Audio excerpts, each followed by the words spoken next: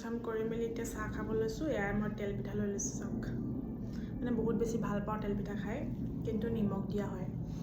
মই বনাইছোঁ আৰু ইয়াৰ একাপ গ্ৰীণ টি লৈ লৈছোঁ মই এতিয়া খাই লওঁ আৰু আপোনালোকক দেখাম যিহেতু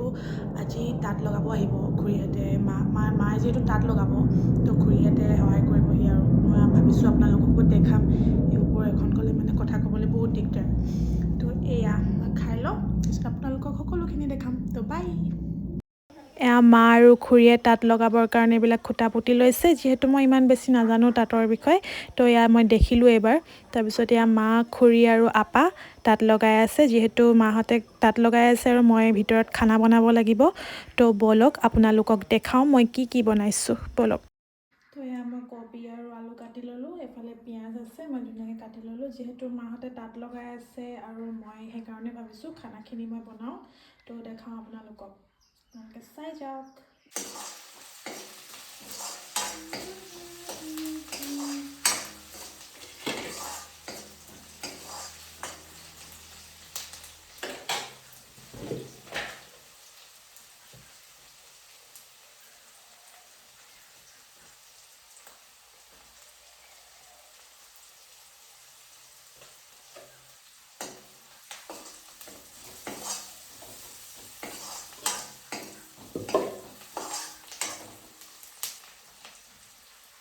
তো ইয়াত মই ভাত পাতি দিছোঁ আৰু ইয়াত মই ভাজি বনাই আছোঁ তাৰপিছত আৰু কি বনাম কণী বনাম তো তাৰপিছত আৰু খানা খাই দিম আৰু